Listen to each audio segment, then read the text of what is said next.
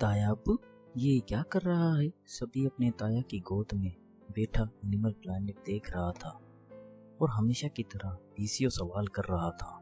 सभी चुप करके भी देखते हैं बेटा, उसने जच होकर टोका था। बच्चों को ऐसे नहीं टोकते, सवाल करने पर ग्रोथ रुक जाती है। बराबर बैठी निशा ने उसे टोका था। हिमायत मिलते ही सभी मियाँ ताया की गोद से उतरते ताई के पास खिसक कर उसकी गोद में सर घुसा गया था। ब्यूटीफुल आंटी, आपका टमी कहाँ गया? वो निशा के बेबी पंप के बारे में पूछ रहा था।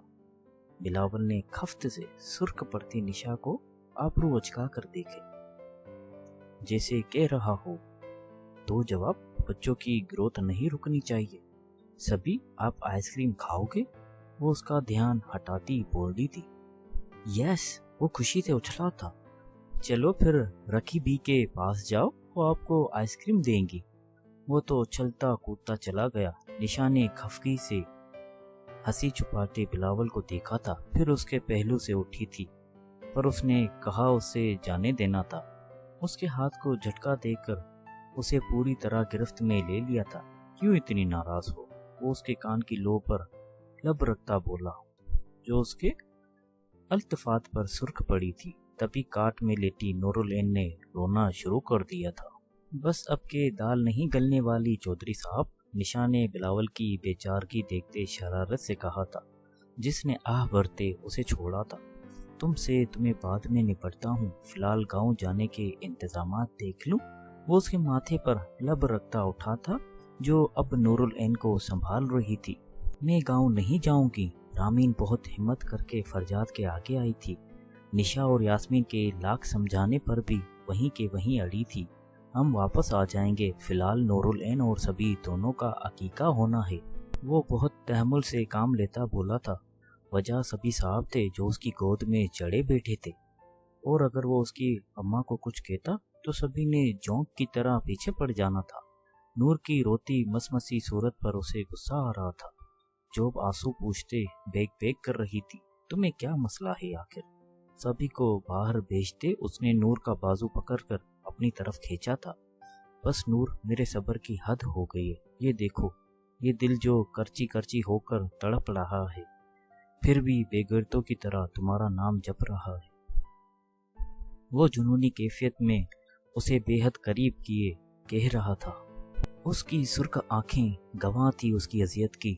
मुझे माफ कर दें। वो बिलक कर उसके सीने पर सर टिका गई थी। फरजाद शशदर था। वो क्या कर रही थी, क्या कर चुकी थी, क्या वजह थी, वो नहीं जानता था। वो जो जान गया था वो बस इतना था कि वो उसकी वही नूर है जो उससे मोहब्बत करती है। फरजाद के बाजू उसके गिर्द हमायल हुए थे। उसकी आंखों से आंसू गिरकर नूर के भूरे बालों में जज्ब हुआ था। आज मैं तुमसे एक शोहर की हैसियत से नहीं, एक साथी, एक दोस्त की हैसियत से पूछ रहा हूँ। बताओ नूर, मेरी दोस्त, मेरे साथी, मेरी हमदम, मेरी बीवी ने मुझे धोखा क्यों दिया? क्यों छोड़ा मुझे? वो अपनी ग्रे आंखें उसकी भूरी आंखों में डाले पूछ रहा था। दोनों हाथों में उसका नरम सफेद चेहरा थामे वो उसका दिया गम उसी से बांट रहा था। नूर के शगरफी लब कपकपा कर खुले थे। फरी साहब बहुत हिम्मत करके आजम की पढ़ाई पट्टियां याद करते बेकरी में फूल लेकर यास्मीन के पास पहुंचे थे, जो इस वक्त जर्नल खोले हिसाब देख रही थी। यास्मीन, उनके अपने नाम लेने पर वो चौंकी थी। सफ़ेद कुर्ता शलवार में सलीके से बाल जमाए, स्याह नज़र के चश्मे के साथ वो हैंडसम ना सही पर बावकार ज़रूर लग रहे थे। जी? यास्मीन ने ताजुब से उनके हाथों में मौजूद फूलों के गुलदस्ते को देखा था। वो, ये आपको पसंद है? आजम ने बताया था। वो आज तक इतने कभी भी नहीं गड़बड़ाए थे। खुद यास्मीन भी जज्बुस हो गई थी। आजम को के उनसे जिक्र कर चुका था। वो उसे झलक बची चुकी थी, पर अब फरीद साहब को क्या कहती? क्या हम बैठकर बात कर सकते हैं? वो उनसे दरख्वास्त गुजार थे। वो इस बात में सर हिलाती बेकरी के अंदर ही बने छोटे से कैफे में एक टेबल की तरफ बढ़ गई थी। फिल वक्त वो दोनों आमने सामने थे। आपको आजम ने सब बता ही दिया होगा। तवील खामोशी को फरी साहब ने ही तोड़ा था। सानिया की माँ के जाने के बाद बहुत बार शादी का ख्याल आया। मैं झूठ या फरेब से काम बिल्कुल नहीं लूंगा। शादी ना करने की वजह बस यही डर था कि मेरी सोना के साथ कोई ज्यादती ना हो। आज वो खुश है तो मैं भी मुतमईन हूँ। उम्र के इस हिस्से में अपने लिए सोचना अजीब जरूर है पर मायूब नहीं। साथी की ख्वाहिश सिर्फ जवानी या नफसियाती ख्वाहिशात का शाखसाना नहीं है, ये तो एक इंसान के जज्बाती व ज़हनी ज़रूरत है। और इसी सफ़र के लिए मैं आपके आगे अपने वो क्या कहते हैं, बड़ा भुला सा लफ्ज़ है। वो दिमाग पर जोर दे रहे थे। यास्मीन सर झुकाकर मुस्कुराहट छुपा गई। एप्लीकेशन? उन्होंने कहा तो फरीद साहब ने जोरों शोर से इस बात में सर हिलाया था। जी तो फिर गौर कीजिएगा मेरी दरख्वास्त पर, वो कहते मुस्कुराते उठे थे, फिर उनको खुदा हाफिज कहते मुड़े थे। यास्मीन ने एक बार फिर मुस्कुराहट छुपाई थी। हाँ, मायूब तो नहीं है। सानिया ने हैरत से शेरियार का मैसेज देखा था। मैं समझ गया तुम मुझ पर भरोसा नहीं करती। मैं तुम्हें ऑफिस में कार्ड दे देता हूँ। उसकी सांस में सांस आई थी। चलो ये मसला तो हल हुआ। वो अब उसे ऑफिस का एड्रेस सेंड कर रही थी। काफी देर बाद प्यून ने उसे आकर इतला दी थी। वो खुद आया ही, अजीब बाइकिया से भेज देता फारिक। वो बड़बड़ाई और प्यून से शुक्रिया कहते कार्ड लेकर रख लिया था। शाम को कामों से फरागत पाते ऑफ हुआ तो वो सुकून से गाड़ी की तरफ बढ़ी, पर अब एक नया शौक उसका मुंतजिर था। गाड़ी के आगे के टायर फुस थे। सानी, पंक्चर लगाना तो सीख लो। उसे याद आया अब्बा अक्सर कहते थे। उफ, उसने लब भीजे थे जब एक बाइक उसके करीब रुकी थी। वो शेरियार था जो उतरकर उसकी मदद को आया था। मैं कोशिश करूं? वो झिझक रहा था। वजह सानिया का सपाट चेहरा था। नहीं, कोई जरूरत नहीं है। कैसे सही करोगे? कुछ है ही नहीं डिग्गी में। वो भी उसे बचपन से जानता था। समझ गया बेचारी नालायकी को छुपा रही है। वो अब आजम को कॉल कर रही थी। वो शेरियार को दिखाना चाहती थी कि अब कोई है जो उसकी बेहद कदर करता है। यस सानिया, जल्दी हानी। वो गालबन मसरूफ था। उसके मुद्दा बताने पर उसकी आवाज में खफगी उतर आई थी। How can you B so careless सानी? अब मैं तो नहीं आ सकता। I am extremely busy. तुम गाड़ी ऑफिस की पार्किंग में खड़ी करो, फिर करते हैं कल उसका कुछ। और तुम ऐसा करो, ऑटो कर लो। वो जल्दी जल्दी कहता फोन रखने को था। सानिया को आजम से उसकी उम्मीद नहीं थी। कहाँ तो वो उसे हथेली का छाला बनाकर रखता था, कहाँ काम में मसरूफ था तो माथे पर आंखें रख ली थी। कोई ऐप इंस्टॉल नहीं है। वो आगे हाथ रखते बेहद धीमे से बोली थी। शाबाश से यार, wait I will book one for you. वो कहता फोन रख चुका था। शेरियार अब भी किसी सवालिया निशान की तरह उसके सर पर सवार था। मैं ड्रॉप कर दूं? मेरे शोहर हैं, वो कर लेंगे कुछ। You better leave. वो सपाट लहजे में कहती अंदर की तरफ बढ़ी थी जब उसकी आवाज पर कदम रुके थे। जब तक तुम्हें कोई लेने नहीं आता मैं वेट करूंगा। और सानी, मैं इतनी देर ऑफिस के बाहर तुम्हारी एक झलक के लिए था ताकि तुमसे रूबरू माफी मांग सकूं।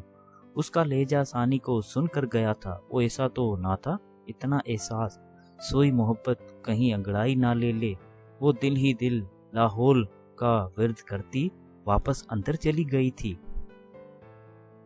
वो लोग हवेली पहुंच चुके थे। दादी बेगम के हवास सल्ब हो चुके थे। वो रामीन नूर, जिसको 4 साल से वो कठपुतली की तरह नचा रही थी, आज किस शान से अपने शोहर के हाथों में हाथ डाले अपने बेटे की उंगली पकड़े खड़ी थी। तुम इस जलील, इस गलाजत को फिर ले आए आलम। और बिलावल, तुम इस मनहूस बंगालन को इसीलिए खड़े हो जैसे तुम्हारा बेटा जना हो। इसने किस जश्न की बात कर रहे हो तुम? नाक कटी है तुम्हारी। वो जैसे पागल ही हो गई थी। एक साथ इतने झटके। बिलावल लब भीजते उनके रूबरू आया था। बस दादी बेगम, बहुत इज्जत करता हूँ आपकी, पर ये औरत मेरी बीवी है, मेरी बच्ची की माँ। ना इस बच्ची पर कुछ सुनूंगा, ना अपनी बीवी के बारे में एक लफ्ज भी सुन पाऊंगा। वो सख्ती से बोला था।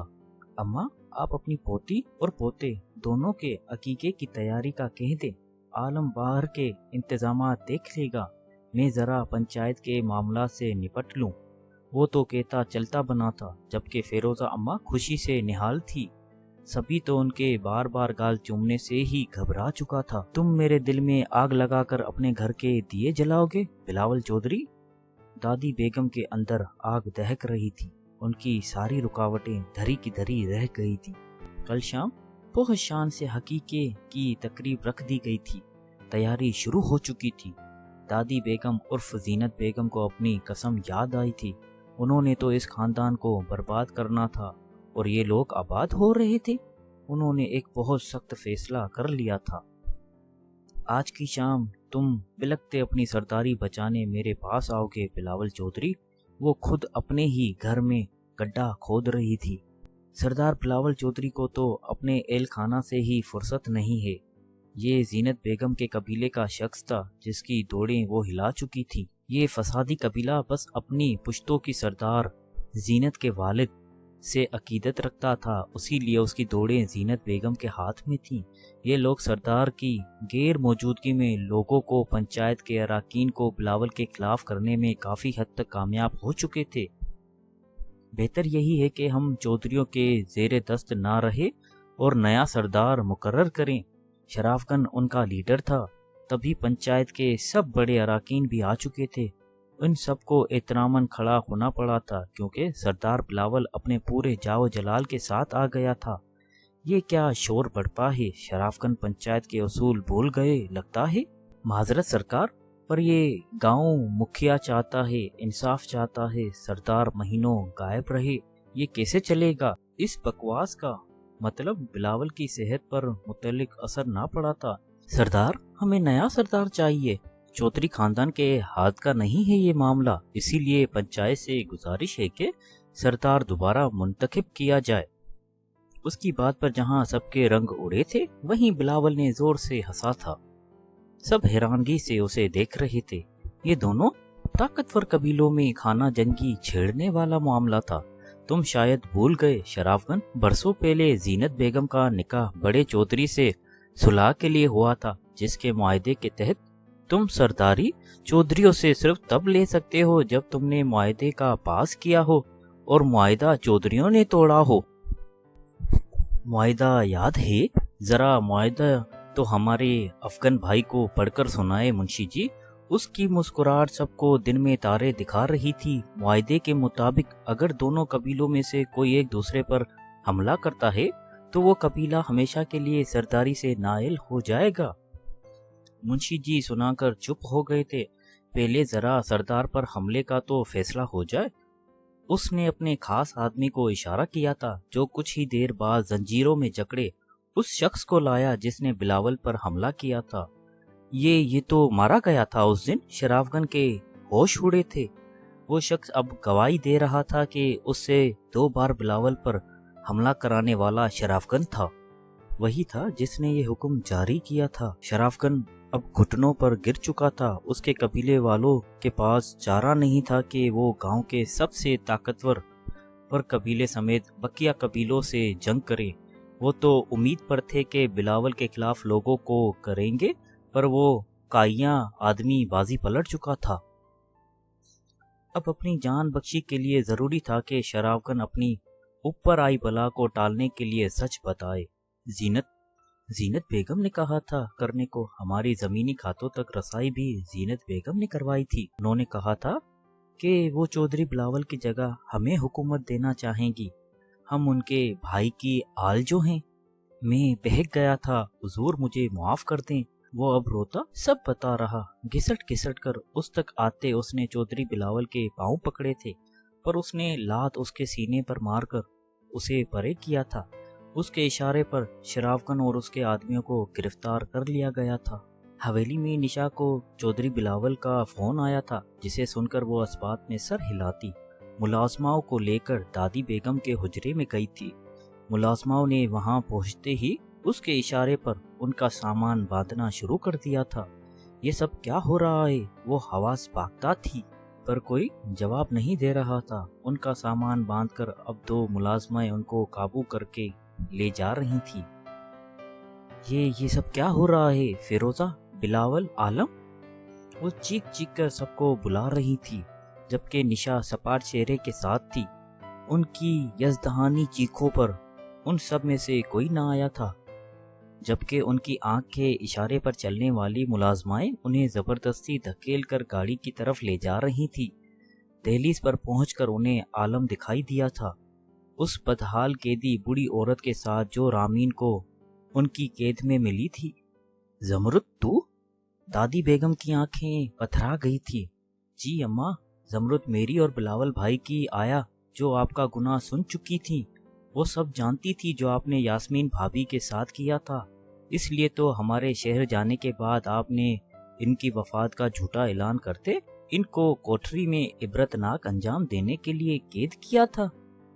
وہ کوٹری جہاں آپ نے میری نور کو اذیت دی تھی بہت فرعون بنی تھی، آپ ان پر دیکھیں خود اپنے دام میں سیاد آپ ہنسا، آپ کا وہ ٹٹو شرافگن اقبال جرم کر چکا ہے، آپ کا کھیل ختم ہوا۔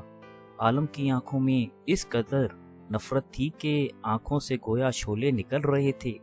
بلاول، بلاول کہاں ہے؟ بلاول کو بلاؤ، وہ حواس باختہ چیخ رہی تھی۔ عالم نے نفرت سے سر جھٹکا تھا، جبکہ نشا قدم بڑھتی ان کے آگے آ کر کھڑی ہوئی تھی۔ کیوں دوبارہ حملہ کرانا ہے؟ ان کے چوکنے پر وہ مسکرائی تھی۔ وہ حملہ آور آپ کے حجرے میں آیا کرتا تھا، آپ کا مرید بن کر وہیں دیکھا تھا میں نے اسے ایک بار پھر، اس دن جس دن بلاول پر دوسرا حملہ ہوا تھا۔ آپ کو لگا ہم شہر چلے گئے، معاملہ دب گیا، پر ایسا ہوا نہیں تھا۔ بہت منتیں کر کے بلاول کو اس پر راضی کیا تھا میں نے کہ وہ یہ ثابت کریں کہ حملہ آور مارا جا چکا ہے اور در حقیقت اسے قید کر کے اصل قاتل تک پہنچا جائے۔ بہت اندھا اعتبار کرتے تھے آپ پر، میری بات مان تو گئے تھے، پر صرف یہ کہہ کر کہ دیکھنا یہ تمہارا وہم ثابت ہوگا اور تم پھر دادی بیگم سے معافی مانگو گی سب کے سامنے۔ وہ کہتی تھمی تھی۔ اس کے بعد ہم شہر رہے۔ بلاول نے منشی جی اور دیگر لوگوں کو معاملہ ڈھیلے چھوڑنے پر شیر کی نگاہ تب بھی تھی۔ ہم دیکھ رہے تھے کہ وہ کون ہے جو گھر کا بھیدی ہے۔ آپ نے چالیں شروع کر دی تھی، بغاوت کی تیاریاں بھی۔ آپ کو لگا آپ تخت الٹ رہی ہیں، آپ کو صحیح لگا تھا، آپ تخت ہی الٹ رہی تھی، پر اپنا اس دن نورالعین کی پیدائش کے بعد ہاسپٹل رامین سے سچ میں پلین کے تحت اگلوایا تھا، وہ ظلم بتا رہی تھی جو آپ نے کیے، اور بلاول، ہاں بلاول چودھری سب باہر کھڑے سن رہے تھے۔ میں نے ہی رامین کو سمجھایا تھا وہ عالم کو سب بتا دے، اور اس نے وہی کیا۔ اصل گواہ تھی اماں زمرد، اور آج وہ بھی یہاں آنے سے پہلے پنچایت میں آپ کے گناہ کی پوٹلی کھول کر آئی ہیں۔ اب آپ کو جانا ہوگا، قبل اس کے میرے شوہر یہاں آئے، آپ کو جانا ہوگا وہیں اسی جہنم میں جو آپ کے گناہوں کا رازدار ہے، پر ہم آپ کے جیسے شک و قلب نہیں ہیں، اس لیے آپ کی چہکتی ملازمہ آپ کے ساتھ جائے گی، سزا کاٹے گی، آپ کی دیکھ بھال کرے گی۔ وہ بات ختم کرتی ان پر حقارت بھری نگاہ ڈالتی، کسی چودرائن کی طرح ترے سے اندر جا چکی تھی۔ وہ ملازماؤں کے ہاتھوں میں گھسیٹتی چیختی گاڑی میں بیٹھتے اپنے انجام کی جانب ہولی تھی۔ بڑی حویلی کو اس کالے سیاہ گناہوں کے سائے سے مکتی مل گئی تھی۔ وہ سب ڈنر پر آئے تھے۔ اعظم نے یہ ڈنر یاسمین اور فرید صاحب کے رشتے کی خوشی میں دیا تھا۔ بس اس ہفتے سادگی سے نکاح ہوگا، اعظم بتا رہا تھا۔ ثانیہ کو لگا اس کی دنیا گھوم رہی ہے، اس کی زبان پر تالے پڑ گئے تھے۔ اتنا بڑا دھوکہ؟ اس نے سب کے خوش چہروں پر ملامت بھری نگاہ ڈالی تھی، پر اس کی جانب متوجہ کون تھا؟ اس کا دل چاہا وہ چیخے، یاسمین کو، ابا کو، اعظم کو برا بھلا کہے، پر زبان ساتھ چھوڑ چکی تھی۔ وہ اب ڈنر کی پیمنٹ کرتے اٹھ رہا تھا۔ سب جا چکے تھے، صرف وہ اور اعظم ہی تھے جب اعظم نے اس کا ہاتھ پکڑتے اسے کھڑا کیا تھا۔ لیٹس گو سانی۔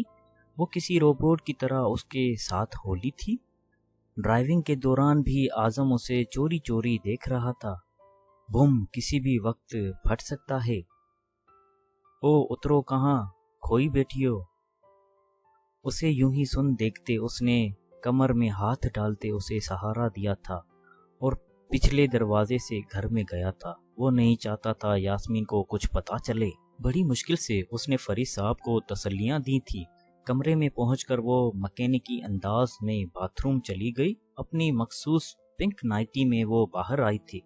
وہ شیشے کے آگے کھڑے بالوں کو باندھ رہی تھی جب اعظم نے اس کے گرد بازو حمائل کرتے اپنی طرف کھینچا تھا۔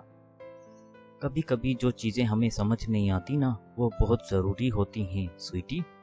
وہ اس کے گال پر لب رکھتے، اس کے آنسو لبوں سے سمڑتے سرگوشیوں میں بولا تھا۔ ثانیہ کے رونے میں مزید روانگی آئی تھی۔ اس نے دونوں ہاتھ اعظم کے سینے پر رکھے، خود سے پرے دھکیلنا چاہا، پر وہ کھسکا بھی نہیں۔ اسے یوں ہی خود سے لگائے اس کی پیٹھ تھپکنے لگا تھا۔ سب ٹھیک ہو رہا ثانی، باقی بھی ٹھیک ہو جائے گا، آئی پرومس۔ کافی دیر بعد جب اس کی مزاحمت دم توڑ گئی تب وہ اسے پچکارتے سمجھا رہا تھا۔ اتنا مشکل تو نوال اور الوینا کو سمجھانا نہیں تھا جتنا ثانیہ کو ہو رہا ہے۔ مجھے آپ سے اس دھوکے کی امید نہیں تھی اعظم، رونتی ہوئی آواز میں شکوہ کیا گیا تھا۔ میں نے کوئی دھوکہ نہیں دیا ثانیہ، وہ رسان سے اس کے ماتھے پر لب رکھتے بولا تھا۔ چھوڑے مجھے، وہ غصہ ہوئی تھی۔ ابھی کے لیے چھوڑ دیتا ہوں، پر چھوڑوں گا کبھی بھی نہیں، وہ سنگین لہجے میں اس کے چہرے کو دیکھتے بولا تھا۔ میں ابا کو اس کی اجازت نہیں دوں گی، وہ نگاہ چراتے سسکی تھی۔ وہ تمہاری اجازت کے بالکل محتاج نہیں سویٹ ہارٹ، اس لیے مت تھکاؤ خود کو۔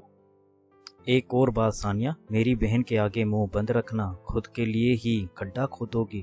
شادی تو ہر صورت ہوگی، آپا سے تمہارا ڈبل رشتہ ہوگا تو بہتر ہے۔ تم چپ ہی رہو، جو ہو رہا ہے ویسے ہونے دو۔ مجھے بیوی اور بہن دونوں میں بیلنس رکھنا بہت اچھے سے آتا ہے۔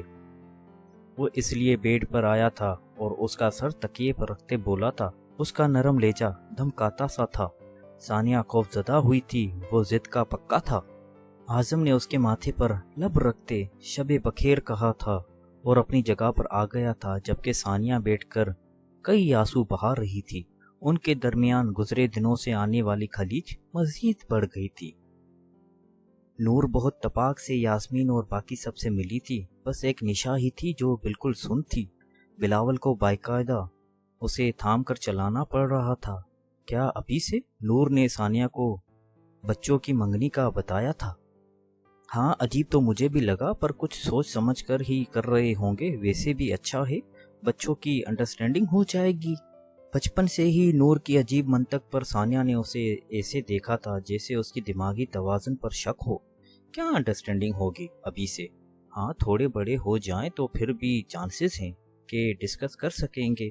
نوبیتا اور شیزوکا کی شادی ہوگی یا شیزوکا ڈکی سوگی کو ملے گی؟ وہ بھی ثانیہ تھی، منہ کے فائر کھلتے تو بند نہ ہوتے۔ اچھا، بس اپنی بات کے بونگے پن کے واضح ہونے پر نور نے اسے آنکھیں دکھائی تھی، تب جا کر وہ چپ ہوئی تھی، جبکہ خاموشی سے ان کی باتیں سنتی یاسمین نے بے چینی سے پہلو بدلا تھا۔ فرجاد کی نظریں بار بار اسے دگا کرتی اس دشمن جان پر پڑ رہی تھی جو پیازی رنگ کے جوڑے میں، جس پر ڈل گولڈن اور ریڈ پنک کی کڑھائی ہوئی تھی، بہت خوبصورت لگ رہی تھی۔ اس کے بڑے بڑے جھمکے ہلکور لیتے اس کے سفید گلابی گالوں کو چھوتے فرجاد عالم کو حسد کا شکار کر رہے تھے۔ بھورے بال کرل ڈال کر سیٹ کیے گئے تھے۔ عرصے بعد وہ اس دل سے تیار ہوئی تھی، عرصے بعد وہ اسے اس روپ میں دیکھ رہا تھا۔ میرا دل چاہ رہا ہے تمہیں ان سب سے چھپا کر کہیں لے جاؤں۔ وہ کسی مہمان سے ملنے جا رہی تھی، پر تبھی کسی نے دیوار کے پیچھے سے ہاتھ پکڑ کر کمر پر گرفت کرتے حصار میں لیا تھا۔ فرجاد! وہ اس کی جنونیت پر گھبرائی تھی۔ بولو جانے فرجاد! وہ اس کی تھوڑی پر تہکتے لب رکھتے بولے تھے۔ کیا ہو گیا ہے آپ کو؟ سب انتظار کر رہے ہیں۔ وہ اس کی گرفت پر کس مسائی تھی۔ میرے انتظار کی شب کب ختم ہوگی جانے فرجاد؟ وہ اس کے بے حد قریب نگاہوں سے اس کے نقوش کو بے تہانہ چھوتے دل فریبی سے پوچھ رہا تھا۔ نور کا دل دھڑکا تھا۔ تبھی سبھی جانے کہاں سے رامین کو ڈھونڈتا آیا تھا۔ مما! اس کی آواز پر وہ بجلی کی تیزی سے دور ہوا تھا، ورنہ اس کے کوسچن آنسر شروع ہو جاتے۔ جی مما کی جان! وہ گھبراتی پسینہ ہاتھ سے پوچھتی اس کی طرف آئی تھی۔ یہاں تا تر رہی ہو؟ مما تلو سبھی کے ساتھ۔ اس نے جانے کیا دیکھا نہ تھا، وہ ماں کی انگلی پکڑ کر زبردستی لے گیا تھا۔ پیچھے فرجاد دانت کچکچاتے رہ گیا تھا۔ یہ چھچندرا پکا اکلوتا رہنے کی پلاننگ میں ہی وہ ہاتھ ملتا رہ گیا تھا۔